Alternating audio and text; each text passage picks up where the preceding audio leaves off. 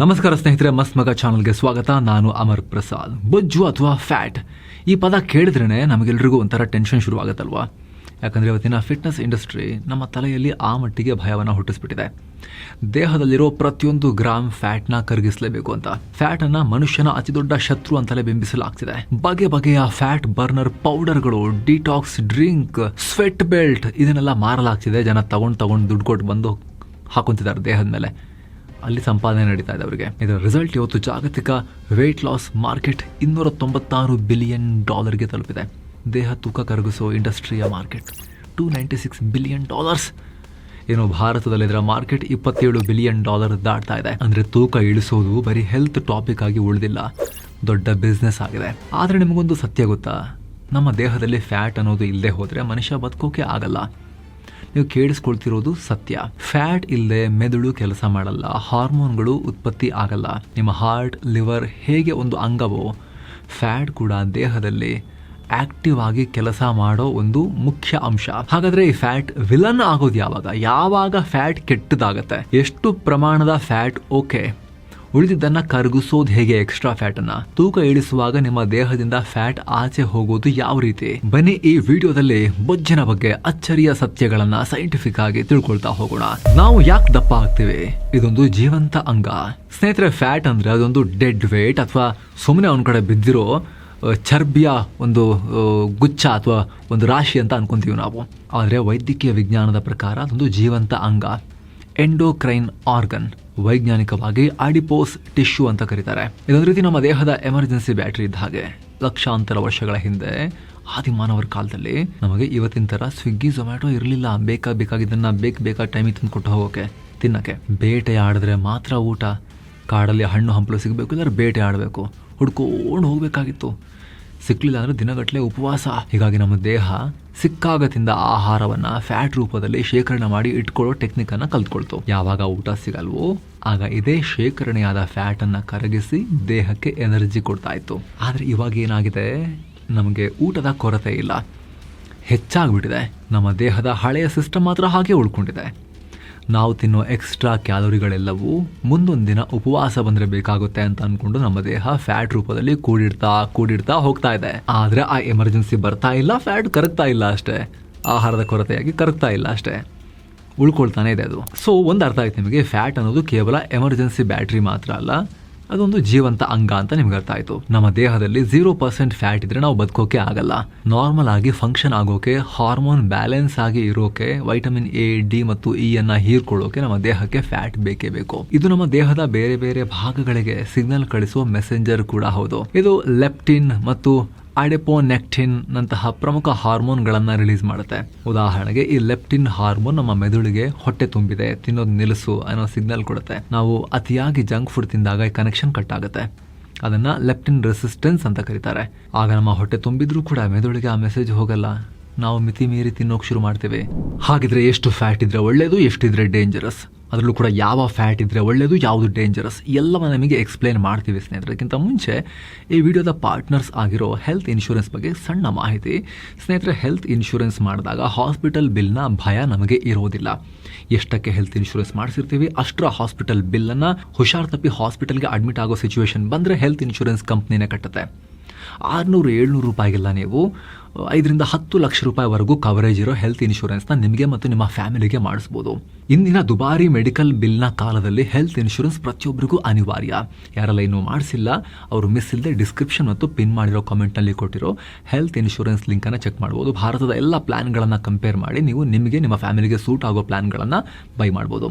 ಹಾಗೆ ಕೆಳಗಡೆ second link term insurance ಕೂಡ ಕೊಟ್ಟಿರ್ತೀವಿ. ಅದನ್ನು ಮಾಡಿಸೋ ಮೂಲಕ ನಿಮ್ಮ ಫ್ಯಾಮಿಲಿಗೆ ನೀವು 1-5 ಕೋಟಿ ರೂಪಾಯಿಗಳ ತನಕದ ಟರ್ಮ್ ಇನ್ಶೂರೆನ್ಸ್ನ ಭದ್ರತೆಯನ್ನು ಕೊಡಿಸ್ಬೋದು. 400-500 ರೂಪಾಯಿಗೆಲ್ಲ ನೀವು ಶುರು ಮಾಡ್ಬೋದು. ಅದರಿಂದ ದುಡಿಯೋ ವ್ಯಕ್ತಿಯನ್ನು ಫ್ಯಾಮಿಲಿಗೆ ಕಳ್ಕೊಂಡ್ರೆ ಲಂಸಮ್ ಆಗಿ ಅಂತ ದುರದೃಷ್ಟಕರ ಸನ್ನಿವೇಶದಲ್ಲಿ ಫ್ಯಾಮಿಲಿಗೆ ದುಡ್ಡು ಸಿಗುತ್ತೆ. ಸೊ 2ರ ಲಿಂಕ್ ಕೂಡ ಡಿಸ್ಕ್ರಿಪ್ಷನ್ ಮತ್ತು ಪಿನ್ ಮಾಡಿರೋ ಕಾಮೆಂಟಲ್ಲಿದೆ. ಯಾರೆಲ್ಲ ಮಾಡಿಸಿಲ್ಲ ಮಿಸ್ ಇಲ್ಲದೆ ಚೆಕ್ ಮಾಡಿ. ಬನ್ನಿ ಕಂಟಿನ್ಯೂ ಮಾಡೋಣ. ಯಾವ ಫ್ಯಾಟ್ ಒಳ್ಳೆಯದು, ಯಾವ ಫ್ಯಾಟ್ ಡೇಂಜರ್? ಈ ಫ್ಯಾಟ್ನಲ್ಲಿ ಮುಖ್ಯವಾಗಿ 2 ಬಣ್ಣದ ವಿಧಗಳಿವೆ. ಮೊದಲನೇದು ವೈಟ್ ಫ್ಯಾಟ್, ಅಂದರೆ ಬಿಳಿ ಬೊಜ್ಜು. ಇದರ ಕೆಲಸ ನಾವು ತಿಂದ ಎಕ್ಸ್ಟ್ರಾ ಕ್ಯಾಲೋರಿಗಳನ್ನು ತನ್ನೊಳಗಡೆ ತುಂಬಿಟ್ಕೊಳ್ಳೋದು. ನಮ್ಮ ದೇಹ ದಪ್ಪ ಕಾಣೋಕೆ, ಹೊಟ್ಟೆ ಸುತ್ತ ಟೈರ್ ತರ ಬೊಜ್ಜು ಬೆಳೆಯೋಕೆ ಇದೇ ಕಾರಣ. ಎರಡನೇದು ಬ್ರೌನ್ ಫ್ಯಾಟ್ ಅಂದ್ರೆ ಕಂದು ಬಣ್ಣದ ಬೊಜ್ಜು. ಇದು ಅಕ್ಷರಶಃ ಮ್ಯಾಜಿಕ್ ಫ್ಯಾಟ್. ಇದು ಸುಮ್ಮನೆ ಬಂದು ಕೂರಲ್ಲ, ಬದಲಾಗಿ ಕ್ಯಾಲೋರಿಗಳನ್ನ ಸುಟ್ಟು ನಮ್ಮ ದೇಹಕ್ಕೆ ಉಷ್ಣಾಂಶ ಕೊಡುತ್ತೆ, ಹಾಗೆ ಗ್ಲೂಕೋಸ್ ಮತ್ತು ಇನ್ಸುಲಿನ್ ಅನ್ನ ಕಂಟ್ರೋಲ್ ಮಾಡುತ್ತೆ. ಅಂದ್ರೆ ಇದೊಂದು ರೀತಿ ನಮ್ಮ ದೇಹದ ಒಳಗಿರೋ ನ್ಯಾಚುರಲ್ ಹೀಟರ್ ಇದ್ದ ಹಾಗೆ. ಮಕ್ಕಳು ಹುಟ್ಟಿದಾಗ ಅವರ ದೇಹದಲ್ಲಿ ಈ ಬ್ರೌನ್ ಫ್ಯಾಟ್ ಜಾಸ್ತಿ ಇರುತ್ತೆ, ಆದ್ರೆ ಏಜ್ ಆಗ್ತಾ ಆಗ್ತಾ ಇದು ಕಮ್ಮಿ ಆಗ್ತಾ ಹೋಗುತ್ತೆ. ಹೊಸ ರಿಸರ್ಚ್ಗಳ ಪ್ರಕಾರ ನಾವು ಚಳಿಯಲ್ಲಿ ಜಾಸ್ತಿ ಎಕ್ಸ್ಪೋಸ್ ಆದರೆ ಈ ಬಿಳಿ ಬೊಜ್ಜು ಕಂದು ಬೊಜ್ಜಾಗಿ ಕನ್ವರ್ಟ್ ಆಗೋ ಪ್ರಕ್ರಿಯೆ ಕೂಡ ನಡೆಯುತ್ತೆ. ಆದರೆ ಫ್ಯಾಟ್ ಯಾವ ಬಣ್ಣದ್ದು ಅನ್ನೋದಕ್ಕಿಂತ ದೇಹದಲ್ಲಿ ಎಲ್ಲಿದೆ ಅನ್ನೋದು ಬಹಳ ಮುಖ್ಯ. ಇಲ್ಲೇ ಇರೋದು ಮುಖ್ಯವಾಗಿರೋ ವಿಚಾರ. ನಮ್ಮ ಚರ್ಮದ ಅಡಿಯಲ್ಲಿರೋ ಫ್ಯಾಟ್ ಅನ್ನ ಸಬ್ ಕ್ಯುಟೇನಿಯಸ್ ಫ್ಯಾಟ್ ಅಂತ ಕರೀತಾರೆ. ಇದನ್ನ ನಾವು ಕೈಯಲ್ಲಿ ಹಿಡಿದು ಎಳಿಬಹುದು. ಇದು ನೋಡೋಕೆ ಕೆಟ್ಟದಾಗಿ ಕಾಣಬಹುದು, ಆದರೆ ಪ್ರಾಣಕ್ಕೆ ಅಷ್ಟೊಂದು ಅಪಾಯಕಾರಿಯಲ್ಲ. ಜೊತೆಗೆ ಈ ಫ್ಯಾಟ್ ಸೆಲ್ಸ್ ಒಂಥರ ಹಾರ್ಮೋನ್ ಫ್ಯಾಕ್ಟರಿಗಳ ಹಾಗೂನು ಕೆಲಸ ಮಾಡ್ತವೆ. ಲೆಪ್ಟಿನ್, ಅಡಿಪೋನೆಕ್ಟಿನ್ ಅನ್ನೋ ಹಾರ್ಮೋನ್ಗಳನ್ನ ರಿಲೀಸ್ ಮಾಡಿ ನಮ್ಮ ಹಸಿವು, ಮೆಟಬಲಿಸಮ್ ಮತ್ತು ಇಮ್ಯುನಿಟಿಯನ್ನ ಬ್ಯಾಲೆನ್ಸ್ ಮಾಡೋದು ಇದೆ. ಆದ್ರೆ ಇನ್ನೊಂದು ಫ್ಯಾಟ್ ಇದೆ ವಿಸರಲ್ ಫ್ಯಾಟ್. ಇದು ಕಣ್ಣಿಗೆ ಕಾಣಲ್ಲ. ನಮ್ಮ ಹೊಟ್ಟೆಯ ಒಳಗೆ ಲಿವರ್, ಹಾರ್ಟ್, ಪ್ಯಾಂಕ್ರಿಯಾಸ್, ಕಿಡ್ನಿಗಳ ಸುತ್ತ ಶೇಖರಣೆಯಾಗೋ ಬೊಜ್ಜು. ಇದು ವೆರಿ ವೆರಿ ಡೇಂಜರಸ್. ಯಾಕಂದ್ರೆ ಈ ವಿಸರಲ್ ಫ್ಯಾಟ್ ಸುಮ್ಮನೆ ಕೂರಲ್ಲ. ಇದು ಸೈಟೋಕೈನ್ಸ್ ಅನ್ನೋ ವಿಷಕಾರಿ ಕೆಮಿಕಲ್ಸ್ ಅನ್ನ ರಿಲೀಸ್ ಮಾಡೋಕೆ ಶುರು ಮಾಡ್ತವೆ. ಇದರಿಂದ ದೇಹದಲ್ಲಿ ಇನ್ಫ್ಲಮೇಷನ್ ಶುರುವಾಗುತ್ತೆ. ಈ ಒಳಗಿನ ಫ್ಯಾಟ್ ನಿಂದಲೇ ನಮಗೆ BP, sugar, insulin resistance, fatty liver ಶುರುವಾಗೋದು. ಇದೇ ಮುಂದೆ ಹೋಗಿ ಟೈಪ್ 2 ಡಯಾಬಿಟಿಸ್ ಮತ್ತು ಹಾರ್ಟ್ ಅಟ್ಯಾಕ್ಗೆ ನೇರವಾದ ಕಾರಣವೂ ಆಗ್ತಾ ಇದೆ. ಅದಕ್ಕೆ ಈ ವಿಸರಲ್ ಫ್ಯಾಟ್ ಅನ್ನ ಮೆಡಿಕಲ್ ಟರ್ಮ್ ನಲ್ಲಿ ಸೈಲೆಂಟ್ ಕಿಲ್ಲರ್ ಅಂತಲೇ ಕರೀತಾರೆ. ಇಲ್ಲಿ ನಾವು ಇನ್ನೊಂದು ದೊಡ್ಡ ಭ್ರಮೆಯನ್ನ ಒಡಿಲೇಬೇಕು, ಅದೇ ಸ್ಕಿನ್ನಿ ಫ್ಯಾಟ್. ಕೆಲವರು ನಾ ತುಂಬಾ ಸಣ್ಣಗಿದ್ದೀನಿ, ನನಗೇನ್ ಸಮಸ್ಯೆ ಆಗಲ್ಲ ಅಂತ ಅನ್ಕೊಳ್ತಾರೆ. ಆದ್ರೆ ಫ್ಯಾಟ್ ವಿಚಾರದಲ್ಲಿ ಟಾಫಿ ಅನ್ನೋ ಕಾನ್ಸೆಪ್ಟ್ ಇದೆ, TOFI. ಅಂದರೆ ಥಿನ್ ಔಟ್ಸೈಡ್, ಫ್ಯಾಟ್ ಇನ್ಸೈಡ್ ಅಂತ. ಹೊರಗಡೆ ನೋಡೋಕೆ ಇವರು ಸಣ್ಣಗೆ ಕಾಣಿಸ್ತಾರೆ, ತೂಕವು ನಾರ್ಮಲ್ಲೇ ಇರುತ್ತೆ. ಆದರೆ ಇವರ ಹೊಟ್ಟೆಯ ಒಳಭಾಗದಲ್ಲಿ ವಿಸರಲ್ ಫ್ಯಾಟ್ ಈ ಪ್ರಮುಖ ಅಂಗಗಳ ಸುತ್ತ ಎಲ್ಲ ತುಂಬಿಕೊಂಡಿರುತ್ತೆ. ನೋಡೋಕೆ ಫಿಟ್ ಆಗಿರೋರಿಗೂ ಸೈಲೆಂಟ್ ಆಗಿ ಹಾರ್ಟ್ ಅಟ್ಯಾಕ್ ಆಗೋಕೆ ಇದು ಮುಖ್ಯ ಕಾರಣ. ICMR ಮಾಡಿರೋ ಸ್ಟಡಿ ಪ್ರಕಾರ ಭಾರತದಲ್ಲಿ 43.3% ವಯಸ್ಕರು ಈ ಕ್ಯಾಟಗರಿಗೆ ಬರ್ತಾರೆ. ದೊಡ್ಡ ಪ್ರಮಾಣ ಅಂತ ಅನ್ಕೊಳ್ಳಿ, ಅರ್ಧಕ್ಕರ್ಧ ವಯಸ್ಕರು ಅಂತ ಅನ್ಕೊಳ್ಳಿ. ಅಂದ್ರೆ ಅವರು ದಪ್ಪ ಇಲ್ಲದೆ ಇದ್ರೂ ಕೂಡ ಒಳಗಡೆ ಮೆಟಬಲಿಕಲಿ ಒಬೇಸ್ ಆಗಿದ್ದಾರೆ. ಇವರಿಗೆ ಕಿಡ್ನಿ ಫೇಲ್ಯೂರ್, ಡಯಾಬಿಟಿಸ್ ಮತ್ತು ಹಾರ್ಟ್ ಅಟ್ಯಾಕ್ ಆಗೋ ರಿಸ್ಕ್ ಜಾಸ್ತಿ ಬರ್ತಾ ಇದೆ. ಇಲ್ಲಿ ಫ್ಯಾಕ್ಟ್ ಏನು ಅಂದ್ರೆ, ಫ್ಯಾಟ್ ನಮ್ಮ ಶತ್ರುವಲ್ಲ. ಒಂದು ಹಂತದ ಫ್ಯಾಟ್ ನಮ್ಮ ದೇಹಕ್ಕೆ ರಕ್ಷಣೆ ಕೊಡುತ್ತೆ. ಮಿತಿ ಮೀರಿದ ಅಂದ್ರೆ ಶೇಖರಣೆ ಆಗಬಾರ್ದಾಗಿರೋ ಜಾಗದಲ್ಲಿ ಶೇಖರಣೆ ಆದ್ರೆ ನಮ್ಮ ದೇಹಕ್ಕದು ಶತ್ರು ಆಗುತ್ತೆ. ಬೆವರಲ್ಲ, ಉಸಿರಲ್ಲಿ ಕರಗುತ್ತೆ ಕೊಬ್ಬು. ಏನಿದು ಡಯಟ್ ಟ್ರ್ಯಾಪ್? ಈಗ ನಾವು ಹೇಳೋಕೆ ಹೊರಟಿರೋದು ಈ ವಿಡಿಯೋದ ಮುಖ್ಯ ಫ್ಯಾಕ್ಟ್. ಫ್ಯಾಟ್ ಕರಗಿಸುವ ವಿಚಾರದಲ್ಲಿ ಜನರಿಗೆ ತುಂಬಾನೇ ತಪ್ಪು ಕಲ್ಪನೆಗಳಿದೆ. ನಮ್ಮ ಜನರ ನಂಬಿಕೆ ಏನು, ಜಿಮ್ನಲ್ಲಿ ಎಷ್ಟು ಬೆವರ್ತೀವೋ ಅಷ್ಟು ಫ್ಯಾಟ್ ಕರಗುತ್ತೆ ಅಂತ. ಕೆಲವರು ಬೆವರ್ಲಿ ಅಂತಾನೆ ಸ್ವೆಟರ್ ಹಾಕೊಂಡು ಪ್ಲಾಸ್ಟಿಕ್ ಸುತ್ಕೊಂಡು ವಾಕಿಂಗ್ ಮಾಡ್ತಾರೆ. ಆದರೆ ಬೆವರೋದಕ್ಕೂ ಫ್ಯಾಟ್ ಕರಗೋದಕ್ಕೂ ಯಾವುದೇ ಸಂಬಂಧನೇ ಇಲ್ಲ. ಟಿವಿಯಲ್ಲಿ ತೋರಿಸೋ sweat belt, slimming tea, fat burner ಮಾತ್ರೆಗಳು ಎಲ್ಲ ಬಿಸ್ನೆಸ್ ಅಷ್ಟೇ. ಬೆಲ್ಟ್ ಹಾಕೊಂಡಾಗ ಬರೋ ಬೆವರಿನಿಂದ ನಮ್ಮ ದೇಹದ ನೀರು ಕಮ್ಮಿ ಆಗುತ್ತೆ, ಆವಿ ಆಗುತ್ತೆ.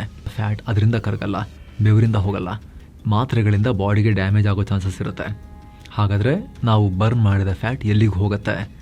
ಮೆಡಿಕಲ್ ಸೈನ್ಸ್ ಪ್ರಕಾರ ಫ್ಯಾಟ್ ಕರಗಿದಾಗ ಅದು ಕಾರ್ಬನ್ ಡೈಆಕ್ಸೈಡ್ ಮತ್ತು ನೀರಾಗಿ ಕನ್ವರ್ಟ್ ಆಗುತ್ತೆ ಮತ್ತು ಅದು ಆಚೆ ಹೋಗೋದು ನಮ್ಮ ಉಸಿರಾಟದ ಮೂಲಕ.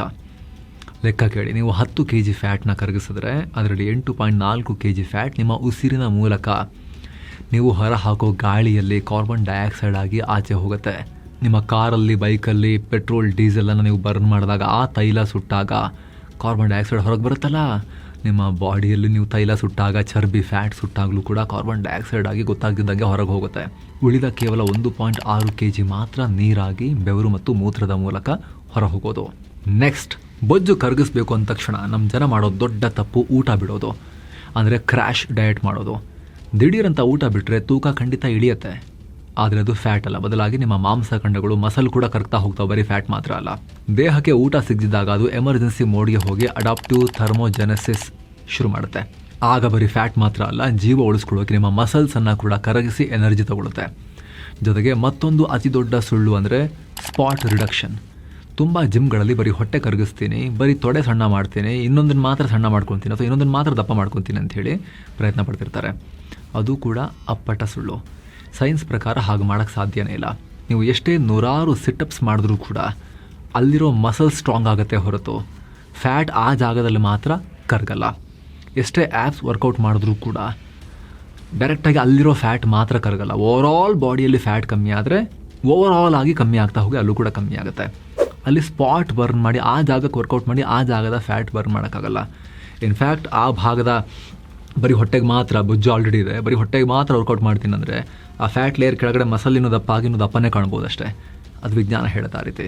ಸೊ ಫ್ಯಾಟ್ ಕರಗಬೇಕು ಅಂದರೆ ಇಡೀ ದೇಹದಲ್ಲಿ ಎನರ್ಜಿ ಡೆಫಿಸಿಟ್, ಕ್ಯಾಲೋರಿ ಡೆಫಿಸಿಟ್ ಆಗಲೇಬೇಕು. ಅಂದರೆ ನಾವು ತಿನ್ನೋ ಎನರ್ಜಿಗಿಂತ ಖರ್ಚು ಮಾಡೋ ಎನರ್ಜಿ ಜಾಸ್ತಿ ಇರಬೇಕು. ಆಗ ನಮ್ಮ ದೇಹಕ್ಕೆ ಶಕ್ತಿ ಬೇಕಾದಾಗ ಆಗಲೇ ಸ್ಟೋರ್ ಆಗಿರೋ ಫ್ಯಾಟನ್ನು ಒಡೆದು ಎನರ್ಜಿಯಾಗಿ ಅದು ಯೂಸ್ ಮಾಡಿಕೊಳ್ಳುತ್ತೆ. ಇದನ್ನು ಮೆಡಿಕಲ್ ಟರ್ಮ್ನಲ್ಲಿ ಲೈಪೋಲಿಸಿಸ್ ಅಂತ ಕರೀತಾರೆ. ಈ ಪ್ರಾಸೆಸ್ ನಡೆದಾಗ ಮಾತ್ರ ಫ್ಯಾಟ್ ಸೆಲ್ಸ್ ಶ್ರಿಂಕ್ ಆಗಿ ನಾವು ಸಣ್ಣ ಆಗ್ತೀವಿ. ಆಗ ಇಡೀ ದೇಹದಿಂದ ಒಟ್ಟಾರೆಯಾಗಿ ಫ್ಯಾಟ್ ಕರಗ್ತಾ ಬರುತ್ತೆ. ಇಲ್ಲಿ ನೀವು ಅರ್ಥ ಮಾಡ್ಕೊಳ್ಬೇಕಾಗಿರೋ ಇಬ್ಬರು ವಿಲನ್ಗಳಿದ್ದಾರೆ. ಒಬ್ಬ ಇನ್ಸುಲಿನ್, ಇದನ್ನು ಸಿಂಪಲ್ ಆಗಿ ಫ್ಯಾಟ್ ಸ್ಟೋರೇಜ್ ಹಾರ್ಮೋನ್ ಅಂತ ಹೇಳ್ಬೋದು. ನಾವು ಹೆಚ್ಚು ಸಕ್ಕರೆ, ರಿಫೈನ್ಡ್ ಕಾರ್ಬ್ಸ್ ತಿಂದಾಗ ಇನ್ಸುಲಿನ್ ಹೆಚ್ಚಾಗುತ್ತೆ. ಆಗ ಅದು ಫ್ಯಾಟನ್ನು ಲಾಕ್ ಮಾಡಿ ಕರಗಿಸ್ಬೇಡ ಅಂತ ಬಾಡಿಗೆ ಆರ್ಡರ್ ಕೊಡುತ್ತೆ. ಇನ್ನೊಬ್ಬ ವಿಲನ್ ಕಾರ್ಟಿಸೋಲ್, ಇದು ಸ್ಟ್ರೆಸ್ ಹಾರ್ಮೋನ್. ನಿದ್ದೆ ಕೆಟ್ಟರೆ, ತುಂಬ ಸ್ಟ್ರೆಸ್ ಮಾಡಿಕೊಂಡ್ರೆ ಈ ಹಾರ್ಮೋನ್ ರಿಲೀಸ್ ಆಗುತ್ತೆ. ಇದು ನೇರವಾಗಿ ನಮ್ಮ ಹೊಟ್ಟೆಯ ಸುತ್ತ ವಿಸರಲ್ ಫ್ಯಾಟನ್ನು ಶೇಖರಣೆ ಮಾಡುತ್ತೆ. ದಿನಕ್ಕೆ 7-8 ಗಂಟೆ ಸರಿಯಾಗಿ ನಿದ್ದೆ ಮಾಡಿದವರ ತೂಕ ಎಷ್ಟೇ ಕಷ್ಟಪಟ್ಟರು ಕೂಡ ಇದೇ ಕಾರಣಕ್ಕೆ ಹಿಡಿಯಲ್ಲ. ಬೊಜ್ಜು ಕರಗಿಸೋ ಬ್ರಹ್ಮಾಸ್ತ್ರ ಮಸಲ್ ಅನ್ನೋ ಮ್ಯಾಜಿಕ್. ಸುಮ್ಮನೆ ಊಟ ಬಿಡ್ಕೊಂಡು ಕೂತ್ಕೊಂಡ್ರೆ ಮಸಲ್ಲೂ ಕರಗುತ್ತೆ, ಫ್ಯಾಟ್ ಮಾತ್ರ ಅಲ್ಲ ಮಸಲು ಹಿಂಗಾಗುತ್ತೆ. ಆದರೆ ಫ್ಯಾಟ್ ಕರಗಬೇಕು ಅಂದರೆ ಕ್ಯಾಲೋರಿ ಡೆಫಿಸಿಟ್ ಆಗಲೇಬೇಕು. ಹೆಂಗೆ ಮಾಡೋಣ?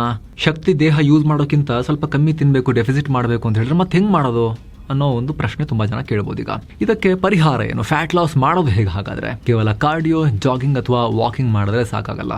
ನಿಮಗೆ ಲಾಂಗ್ ಟರ್ಮ್ ರಿಸಲ್ಟ್ ಬೇಕು ಅಂದರೆ ಸ್ಟ್ರೆಂತ್ ಟ್ರೈನಿಂಗ್, ಮಸಲ್ ಬಿಲ್ಡ್ ಮಾಡೋದು ಅತಿ ಮುಖ್ಯ. ಮಸಲ್ ಹೆಲ್ದಿಯಾಗಿ ತುಂಬ ದೊಡ್ಡ ದೊಡ್ಡ ಸಲ್ಮಾನ್ ಖಾನ್ ಥರ ಆಗಬೇಕು ಅಂತೇನಿಲ್ಲ, ವಿರಾಟ್ ಕೊಹ್ಲಿ ಥರ ಯಾವುದೇ ಕ್ರೀಡಾಪಟು ತಗೊಳ್ಳಿ, ಅಥ್ಲೆಟಿಕ್ ಬಾಡಿ ಇರುತ್ತಲ್ಲ ಅಷ್ಟಾದರೂ ಕೂಡ ಹೆಲ್ದಿ ಮಸಲ್ಸನ್ನು ಮೇಂಟೈನ್ ಮಾಡಬೇಕು. ಸಿಂಪಲ್ ಆಗಿ ಎಕ್ಸ್ಪ್ಲೇನ್ ಮಾಡ್ತೀವಿ ಕೇಳಿ. ನಿಮ್ಮ ದೇಹದಲ್ಲಿ ಮಸಲ್ ಕಡಿಮೆ ಇದ್ದರೆ ಅದು ಮಾರುತಿ 800 ಕಾರ್ನ ಇಂಜಿನ್ ಥರ, ಅದು ಪೆಟ್ರೋಲ್ ಕಮ್ಮಿ ಕುಡಿಯುತ್ತೆ. ಆದರೆ ನೀವು ಮಸಲ್ ಬಿಲ್ಡ್ ಮಾಡೋಕ್ಕೆ ದೇಹಕ್ಕೆ ಕೆಲಸ ಕೊಟ್ಟರೆ ನಿಮ್ಮ ದೇಹದ ಎಂಜಿನ್ ಫಾರ್ಚುನರ್ ಕಾರಿನ ಎಂಜಿನ್ ಥರ ಆಗುತ್ತೆ. ಆಗ ನಿಮ್ಮ ಬೇಸಲ್ ಮೆಟಬಲಿಕ್ ರೇಟ್ ಹೆಚ್ಚಾಗುತ್ತೆ, BMR. ಅಂದರೆ ನೀವು ಸುಮ್ಮನೆ ಕುಳಿತಿದ್ದಾಗಲೂ ಕೂಡ, ನಿದ್ದೆ ಮಾಡುವಾಗಲೂ ಕೂಡ ನಿಮ್ಮ ದೇಹದ ದೊಡ್ಡ ಇಂಜಿನ್ ಫ್ಯಾಟ್ ಅನ್ನ ಬರ್ನ್ ಮಾಡ್ತಾನೆ ಇರುತ್ತೆ. ಹಾಗಂತ ಸರಿಯಾಗಿ ವರ್ಕೌಟ್ ಮಾಡಿ ಬಂದು ಮಲ್ಕೊಂತೀನಿ, ಫ್ಯಾಟ್ ಬರ್ನ್ ಆಗ್ಬಿಡುತ್ತೆ, ಮಸಲ್ ಬಿಲ್ಡ್ ಆಗ್ಬಿಡುತ್ತೆ. ಅಲ್ಲ, ಫ್ಯಾಟ್ ಬರ್ನ್ ಆಗುತ್ತೆ, ಮಸಲ್ ಕೂಡ ಕರ್ಗ ಹೋಗ್ಬಿಡುತ್ತೆ. ಕರೆಕ್ಟಾಗಿ ನ್ಯೂಟ್ರಿಷನ್ ಕೊಟ್ಟಿಲ್ಲ ಬಾಡಿಗೆ ಅಂತ ಹೇಳಿದ್ರೆ. ಚೆನ್ನಾಗಿ ಎಕ್ಸರ್ಸೈಸ್ ಮಾಡಬೇಕು, ವರ್ಕೌಟ್ ಮಾಡಬೇಕು. ಅಗೇನ್ ನಿಮ್ಮ ವೈದ್ಯರು ಮತ್ತು ನಿಮ್ಮ ಫಿಟ್ನೆಸ್ ಅಡ್ವೈಸರ್ಗಳು, ಡಯಟಿಷಿಯನ್ ಅಡ್ವೈಸ್ ಪಡ್ಕೊಂಡೇ ಮಾಡಿ. ಇದು ಜನರಲ್ ಇನ್ಫಾರ್ಮೇಶನ್ ಅಷ್ಟೇ. ಸೊ ಬರೀ ವರ್ಕೌಟ್ ಮಾಡಿ ಬಂದು ಮನೇಲಿ ಮಲ್ಕೊಂಡ ತಕ್ಷಣ ಮಸಲ್ ಗ್ರೋ ಆಗೋದಿಲ್ಲ. ಒಂದು ವಾರದಲ್ಲಿ ಸ್ವಲ್ಪ ಹಿಂಗೆ ಚೂಚೂರು ಗಟ್ಟಿ ಗಟ್ಟಿ ಕಾಣ್ಬೋದು ಅಷ್ಟೇ. ನಿಮಗೆ proper muscles, healthy muscles, lean muscles ಕೂಡ ಬಿಲ್ಡ್ ಆಗೋದು ಕಷ್ಟ. ಬರೀ ವರ್ಕೌಟ್ ಮಾಡಿದ್ರೆ ಕರೆಕ್ಟಾಗಿ ನ್ಯೂಟ್ರಿಷನ್ ಕೊಡದೆ ಫ್ಯಾಟ್ ಜೊತೆ ಮಸಲ್ಸ್ ಕೂಡ ಕರ್ಗೋಗ್ಬಿಡ್ತಾವಿಲ್ಲ. ಅಂದ್ರೆ ಪ್ರೋಟೀನ್ ಇಂಟೇಕ್ ಚೆನ್ನಾಗಿರಬೇಕು. ಪ್ರೋಟೀನ್ ಇಂಟೇಕ್ ಚೆನ್ನಾಗಿದ್ರೆ ಹೊಟ್ಟೆ ಹಸಿವಾಗಲ್ಲ ಮತ್ತು ಡಯಟ್ ಮಾಡುವಾಗ ನಿಮ್ಮ ಮಸಲ್ಸ್ ಕರಗಿ ಹೋಗದಂತೆ ಅದು ಕಾಪಾಡುತ್ತೆ. ಮಸಲ್ ಬಿಲ್ಡ್ ಮಾಡೋಕೆ ಬೇಕಾಗಿರೋ ನ್ಯೂಟ್ರಿಷನ್ ಅದು ಪ್ರೋಟೀನ್ ಎಷ್ಟು ಬೇಕು ತಜ್ಞರು ಹೇಳ್ತಾರೆ, ಸ್ಟಡೀಸ್ ಹೇಳ್ತವೆ. ವರ್ಕೌಟ್ ಎಲ್ಲ ಮಾಡೋರಿಗೆ per kg body weight minimum 1.5 gram protein per day ಬೇಕು ಅಂತ ಹೇಳ್ತಾರೆ. ಅಗೇನ್ ಇದು ನಿಮ್ಮ ಡಯಟಿಷಿಯನ್ ಹತ್ರ ಕೇಳ್ಬಿಟ್ಟು ನೀವು ಪ್ಲಾನ್ ಮಾಡ್ಕೊಳ್ಳಿ. ಹಾಗೂ ಪ್ರೋಟೀನ್ ಅನ್ನು ಎಲ್ಲಿಂದ ಪಡಿಬೇಕು? ನಮ್ಮ ಆಹಾರದಲ್ಲೇ ಸಫಿಶಿಯಂಟ್ ಪ್ರೋಟೀನ್ ಇದ್ರೆ ಇಟ್ ಇಸ್ ಎಕ್ಸಲೆಂಟ್, ಗ್ರೇಟ್. ಇಲ್ಲ ಅಂತ ಹೇಳಿದ್ರೆ ಪ್ಲಾಂಟ್ ಪ್ರೋಟೀನ್, ವೇ ಪ್ರೋಟೀನ್, ನಾನಾ ಆಪ್ಷನ್ಸ್ ಇವೆ. ಅಗೇನ್ ನಾವು ಯಾವುದನ್ನು ರೆಕಮೆಂಡ್ ಮಾಡಲ್ಲ. ನಿಮ್ಮ ಡಯಟಿಷಿಯನ್ ಹತ್ರ ಅಥವಾ ನಿಮ್ಮ ಓನ್ ರಿಸರ್ಚ್ ಮೂಲಕ ನೀವು ಅದನ್ನ ಡಿಸೈಡ್ ಮಾಡಿ. ಇಲ್ಲಿ ಇನ್ನೊಂದು ಕಾನ್ಸೆಪ್ಟ್ ಏನು ಅಂದ್ರೆ NEAT ಅಂತ, NEAT ಅಂತ, ನಾನ್ ಎಕ್ಸರ್ಸೈಸ್ ಆಕ್ಟಿವಿಟಿ ಥರ್ಮೋಜೆನಿಸಿಸ್. ಜಿಮ್ ಬಿಟ್ಟು ದಿನಪೂರ್ತಿ ನೀವು ಎಷ್ಟು ಆಕ್ಟಿವ್ ಆಗಿರ್ತೀರಿ ಅನ್ನೋದು, ಲಿಫ್ಟ್ ಬದಲು ಮೆಟ್ಟಿಲು ಹತ್ತೋದು, ಕೂರೋ ಬದಲು ನಡೆದಾಡೋದು, ಇದೆಲ್ಲ ಸೇರಿ ದಿನಕ್ಕೆ 100 ಎಕ್ಸ್ಟ್ರಾ ಕ್ಯಾಲೋರಿಗಳನ್ನ ಸುಡ್ತವೆ. ಜೊತೆಗೆ ಫ್ಯಾಟ್ ಕರಗಿಸೋಕೆ ನಮ್ಮ ಹಾರ್ಮೋನ್ಸ್ ಕೂಡ ಅಷ್ಟೇ ಮುಖ್ಯ. ನಾವು ಜಾಸ್ತಿ ಸ್ಟ್ರೆಸ್ ತಗೊಂಡಾಗ ಅಥವಾ ಸರಿಯಾಗಿ ನಿದ್ದೆ ಮಾಡದೇ ಇದ್ದಾಗ ನಮ್ಮ ದೇಹದಲ್ಲಿ ಕಾರ್ಟಿಸೋಲ್ ಅನ್ನೋ ಸ್ಟ್ರೆಸ್ ಹಾರ್ಮೋನ್ ರಿಲೀಸ್ ಆಗುತ್ತೆ. ಈ ಕಾರ್ಟಿಸೋಲ್ ಮಾಡೋ ಮೊದಲನೇ ಕೆಲಸವೇ ನಮ್ಮ ದೇಹದ ಕ್ಯಾಲೋರಿಗಳನ್ನ ಹೊಟ್ಟೆ ಭಾಗದಲ್ಲಿ ಫ್ಯಾಟ್ ಆಗಿ ಶೇಖರಣೆ ಮಾಡೋದು. ಹಾಗಾಗಿ ತೂಕ ಇಳಿಸಬೇಕು ಅನ್ನೋರಿಗೆ ಒಳ್ಳೆ ನಿದ್ದೆ ಮತ್ತು ಟೆನ್ಷನ್ ಫ್ರೀ ಲೈಫ್ ತುಂಬಾನೇ ಇಂಪಾರ್ಟೆಂಟ್. ಸೊ ಸ್ನೇಹಿತರೆ, ಫೈನಲಿ ಇಷ್ಟೇ, ಫ್ಯಾಟ್ ನಮ್ಮ ಶತ್ರು ಕಂಪ್ಲೀಟ್ ಆಗಿ ಅಲ್ಲ, ಬದಲಾಗಿ ನಮ್ಮದೇ ದೇಹದ ಒಂದು ಭಾಗ, ರಕ್ಷಣಾ ವ್ಯವಸ್ಥೆ. ಆದ್ರೆ ಅದು ಮಿತಿ ಮೀರಿದಾಗ ಅಪಾಯಕಾರಿ. ಮಿತಿ ಮೀರಿದ್ಯಾ ಇಲ್ವಾ ಅಂತ ಪತ್ತೆ ಹಚ್ಚೋದು ಹೇಗೆ? ಮುಟ್ಟಿ ನೋಡ್ಕೊಂಡು ಕೂಡ ಗೊತ್ತಾಗೋದಿಲ್ಲ. ಬ್ಲಡ್ ಟೆಸ್ಟ್ ಮಾಡಿಸ್ಬೇಕು, ನಿಮ್ಮಲ್ಲಿ ಕೊಲೆಸ್ಟ್ರಾಲ್ ಎಷ್ಟಿದೆ ಅಂತೇಳಿ. ಹಾಗೆ ಈಗೆಲ್ಲ ಡೆಕ್ಸಾ ಸ್ಕ್ಯಾನ್ ರೀತಿ ಸ್ಕ್ಯಾನ್ಗಳು ಕೂಡ ಬಂದಿದ್ದಾವೆ. ಬಾಡಿಯಲ್ಲಿ ಫ್ಯಾಟ್ ಪರ್ಸೆಂಟೇಜ್ ಎಷ್ಟು, ಮಸಲ್ ಎಷ್ಟು ಎಲ್ಲ ನೀಟಾಗಿ ನಿಮಗೆ ಅವ್ರ ರಿಸಲ್ಟ್ ಅನ್ನ ಕೊಡ್ತವೆ. ಅದೆಲ್ಲವನ್ನ ಹಿಡ್ಕೊಂಡು ಎಕ್ಸ್ಪರ್ಟ್ ಅಡ್ವೈಸ್ ಅನ್ನ ತಗೊಂಡು, ಡಾಕ್ಟರ್ ಡಯಟಿಷಿಯನ್ ಅಡ್ವೈಸ್ ಅನ್ನ ತಗೊಂಡು, ಫಿಟ್ನೆಸ್ ಟ್ರೈನರ್ ಮಾರ್ಗದರ್ಶನದಲ್ಲಿ ಎಕ್ಸಸೈಸ್ ಮಾಡಬೇಕು. ಇದೆಲ್ಲವನ್ನು ನಾನೇ ಮಾಡ್ತೀನಿ, ಯಾರು ಹೆಲ್ಪ್ ಏನಕ್ಕೆ ತಗೊಳ್ಳಿ, ನಾನೇ ಮಾಡ್ತೀನಿ, ಅಲ್ಲಿ ನೋಡ್ಕೊಂಡು ಮಾಡ್ಬಿಡ್ತೀನಿ ಅಂತ ಹೇಳಿದ್ರೆ ದುಡ್ಡು ಸ್ವಲ್ಪ ಉಳಿಸ್ಬೋದು, ಆದರೆ ಅಷ್ಟೇ ಅಪಾಯಕಾರಿಯಾಗಿನೂ ಪರಿಣಮಿಸಬಹುದು ಅದು. ಯಾಕಂದ್ರೆ ಅದಕ್ಕೆ ಅದರದೇ ಆದ ತಜ್ಞರಿದ್ದಾರೆ, ಅದೊಂದು ಪ್ರೊಫೆಷನ್, ಅದನ್ನು ಓದಿರ್ತಾರೆ, ತಿಳ್ಕೊಂಡಿರ್ತಾರೆ, ಅದಕ್ಕೆ ಎಕ್ಸ್ಪರ್ಟ್ಸ್ ಅಂತ ಕರೆಸ್ಕೊಳ್ತಾರೆ. ಪ್ರತಿಯೊಬ್ಬ ವ್ಯಕ್ತಿಗೂ ಇದು ವೇರಿ ಆಗುತ್ತೆ. ಸೊ ನೋಡಿಕೊಂಡು ಆಯಾ ವ್ಯಕ್ತಿಗೆ ಏನ್ ಬೇಕೋ ಅಡ್ವೈಸ್ ಅನ್ನ ಮಾಡ್ತಾರೆ. ಸೊ ನಾವು ರೆಕಮೆಂಡ್ ಮಾಡೋದು ಇಂಥ ವಿಚಾರಗಳಲ್ಲಿ ಎಕ್ಸ್ಪರ್ಟ್ ಅಡ್ವೈಸ್ ತಗೊಂಡೆ ಮುಂದಿನ ಹೆಜ್ಜೆ ಇಡಿ ಅಂತ ಹೇಳಿ. ಫಿಟ್ನೆಸ್ ಟ್ರೈನರ್ಗಳು ಕೂಡ ಇಂಪಾರ್ಟೆಂಟ್. ಪರ್ಸನಲ್ ಟ್ರೈನರ್ಗಳು, ನಿಮಗೆ ಎಕ್ಸ್ಪೀರಿಯನ್ಸ್ ಇಲ್ಲ ಜಿಮ್ ಅಲ್ಲಿ ಅಂತ ಹೇಳಿದ್ರೆ ಅಷ್ಟು ಚಾರ್ಜ್ ಮಾಡ್ತಾರೆ, ರಿಸಲ್ಟ್ ಬೇಕು ಅಂದ್ರೆ ಮಾಡ್ತಾರೆ. ಸರ್ಟಿಫೈಡ್ ಟ್ರೈನರ್ಸ್ ಬೇಕು ಅಂದರೆ ಅದು ಜಾಬ್, ಅದು ಉದ್ಯೋಗ, ಅದು ಕೊಟ್ಟು ತಗೋಬೇಕು. ನೀವು ಒಂದ್ಸಲಿ ಎಕ್ಸ್ಪರ್ಟ್ ಆಗೋ ತನಕ 1-2 ವರ್ಷ, ಫಸ್ಟ್ 1-2 ವರ್ಷ ಅಥವಾ ಅಟ್ಲೀಸ್ಟ್ 1 ವರ್ಷ. ಸೊ ಸ್ನೇಹಿತರೆ, ನಿಮಗೆ ಈಗ ಟೋಟಲ್ ಆಗಿ ಒಂದು ಕ್ಲಾರಿಟಿ ಬಂದಿರಬಹುದು ಫ್ಯಾಟ್ ಬಗ್ಗೆ ಮತ್ತು ಫ್ಯಾಟ್ ಬರ್ನಿಂಗ್ ಬಗ್ಗೆ. ಹಾಗೆ ಕಡೆದಾಗಿ ಕ್ವಿಕ್ ರಿಮೈಂಡರ್, ಆಗಲೇ ಹೇಳಿದ ಹೆಲ್ತ್ ಇನ್ಶೂರೆನ್ಸ್ನ ಲಿಂಕ್ ಡಿಸ್ಕ್ರಿಪ್ಷನ್ ಮತ್ತು ಪಿನ್ ಮಾಡಿರೋ ಕಾಮೆಂಟ್ನಲ್ಲಿದೆ. ಹಾಗೆ ಟರ್ಮ್ ಇನ್ಶೂರೆನ್ಸ್ನ ಲಿಂಕ್ ಕೂಡ ಇದೆ. ಯಾರೆಲ್ಲ ಮಾಡಿಸಿಲ್ಲ, ಮಿಸ್ ಇಲ್ಲದೆ ಲಿಂಕ್ಸನ್ನು ಚೆಕ್ ಮಾಡಿ. ನಿಮ್ಮ ಫ್ಯಾಮಿಲಿಗೆ ಹೆಲ್ತ್ ಇನ್ಶೂರೆನ್ಸ್ ಮೂಲಕ ಆರೋಗ್ಯದ ಭದ್ರತೆ, ಟರ್ಮ್ ಇನ್ಶೂರೆನ್ಸ್ ಮೂಲಕ ಫಿನಾನ್ಷಿಯಲ್ ಭದ್ರತೆ, ಆರ್ಥಿಕ ಭದ್ರತೆಯನ್ನು ಒದಗಿಸಬಹುದು. ಲಿಂಕ್ ಡಿಸ್ಕ್ರಿಪ್ಷನ್ ಮತ್ತು ಪಿನ್ ಮಾಡಿರೋ ಕಾಮೆಂಟ್ನಲ್ಲಿ ವಿಡಿಯೋ ಕೆಳಗಡೆ ಇದೆ. Thank you so much. ಮತ್ತೆ ಭೇಟಿ ಆಗ್ತಿರೋಣ. ನಮಸ್ಕಾರ.